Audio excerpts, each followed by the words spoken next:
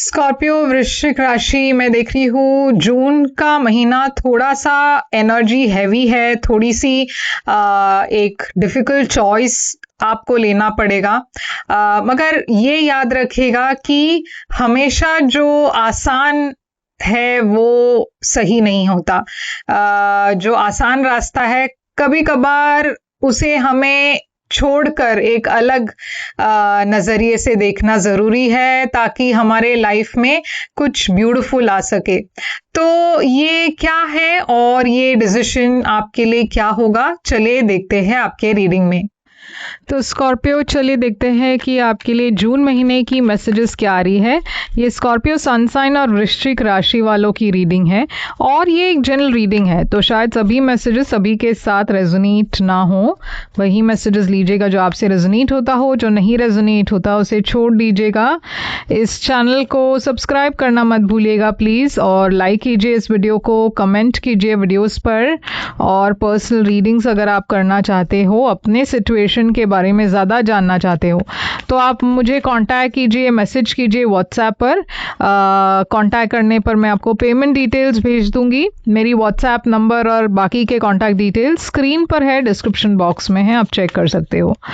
तो यहाँ पे मैं देख रही हूँ कि स्कॉर्पियो, यहाँ पे पेज ऑफ वॉन्ड्स की एनर्जी आई है। ये एक नई शुरुआत की एनर्जी है। तो आप जून महीने में कुछ नया शुरू कर रहे हो। अब ये रिलेशनशिप में हो सकता है, क्योंकि यहाँ पे बहुत पैशन दिखाई दे रहा है। तो आप जो भी कर रहे हो काफ़ी पैशन के साथ कर रहे हो सकता है कि कोई आपको मैसेज कर रहे हैं, फ्लर्ट कर रहे हैं आपके साथ। ये पर्सन आपसे उम्र में कम है शायद। क्वीन ऑफ कप्स है यहाँ। तो हाँ, मैं यहाँ पे एक एज डिफरेंस देख रही हूँ, जहाँ पे एक पर्सन आ रहे हैं आपके तरफ जो आपसे उम्र में कम हो और आप काफ़ी मेच्योर्ड हो, आप रेडी हो। अगर ये उम्र में कम नहीं है तो ये पर्सन सीरियस नहीं है, जिस तरीके की सीरियसनेस आप में है, ये पर्सन रिलेशनशिप या किसी भी काम में उतना वो सीरियस नहीं है। और मैं देख रही हूँ कि आप काफ़ी फोकस्ड हो, ये पर्सन उतने फोकस नहीं है। स्टार एनर्जी है यहाँ पे, तो स्टार होप की एनर्जी है। एक बहुत मुश्किल समय के बाद एक नई शुरुआत हो रही है, तो आपको बहुत उम्मीद है इस नई शुरुआत को लेकर।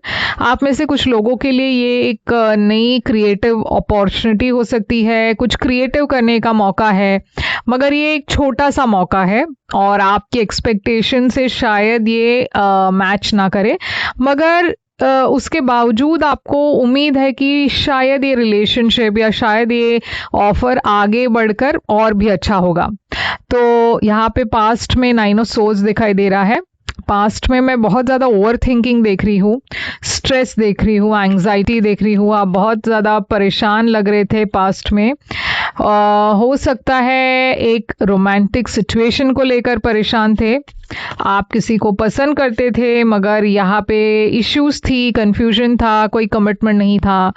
यहाँ पे क्लैरिटी नहीं थी कि ये रिश्ता कहाँ जा रहा है, और इसको लेकर आप बहुत ज़्यादा परेशान थे।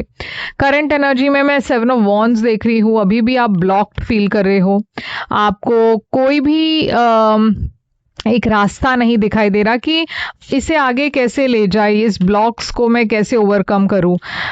तो आप थोड़ा सा स्टैग्नेंट फील कर रहे हो, और यहाँ पे एक ऐसी एनर्जी है जहाँ पे आप के लाइफ में एक फैसला आप लेने वाले हो, क्योंकि अब वो एक पड़ाव आ गया है आपकी लाइफ में जहाँ पे आप अब फेयरनेस चाहते हो, कमिटमेंट चाहते हो। आप कैजुअल नहीं चाहते, आप कोई भी टेम्पररी चीज़ नहीं चाहते। आप जो भी चाहते हो, आप चाहते हो कि आप फेयर रहो और सामने वाला भी आपसे फेयर तरीके से डील करे, वो रिश्ते में हो या फिर जॉब में हो। तो आप अपने हक के लिए लड़ रहे हो, आपको लग रहा है कि ये मैं डिज़र्व करता हूँ, डिज़र्व करती हूँ। फ्यूचर में मैं एक नई शुरुआत देख रही हूँ जो काफ़ी स्टेबल है। तो अगर ये रिश्ता इस महीने नहीं वर्क कर रहा तो आप आगे चलकर, मैं देख रही हूँ आप एक नए रिश्ते की तरफ जा रहे हो और वो काफ़ी स्टेबल है। थोड़ी सी इम्बैलेंस वहाँ पे भी है, क्योंकि शायद आप एक रिश्ते को एंड कर आगे बढ़ चुके, तो आप थोड़े से अनश्योर हो कि क्या ये वर्क करेगा या नहीं, मगर थोड़ा सा लो सेल्फ कॉन्फिडेंस भी दिखाई दे रहा है, मगर वो आप बैलेंस कर पा रहे हो फ्यूचर में। 2 ऑफ कॉइन्स है यहाँ पे, और देखिए फूल, तो आप एक लीप ऑफ फेथ ले रहे हो, एक नई शुरुआत के तरफ जा रहे हो, और वो नई शुरुआत आपके लिए काफ़ी स्टेबल है।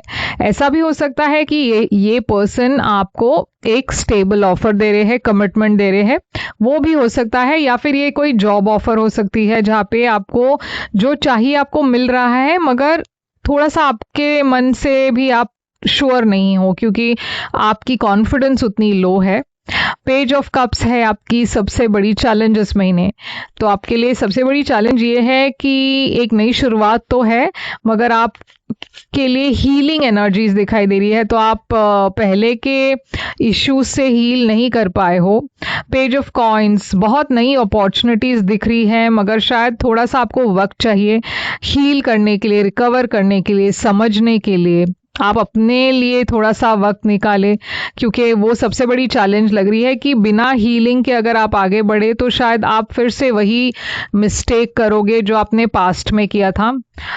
6 ऑफ कप्स रिकंसिलिएशन की एनर्जी है, तो मैं देख रही हूँ कि आपके मन में पास्ट पर्सन या पास्ट सिचुएशन इतना ज़्यादा मतलब एकदम से आपके मन में इतना ज़्यादा स्ट्रॉन्ग वो है कि आप उससे बाहर ही नहीं निकल पा रहे हो। आपको लग रहा है कि इस पर्सन के बगैर मेरी लाइफ ही नहीं है, मैंने कभी फ्यूचर नहीं सोचा इस पर्सन के बगैर। तो आप बार बार पास्ट के तरफ जाते रहते हो, पास्ट को बहुत ज़्यादा मौके देते रहते हो, और वही चक्कर में आप फंसे हो।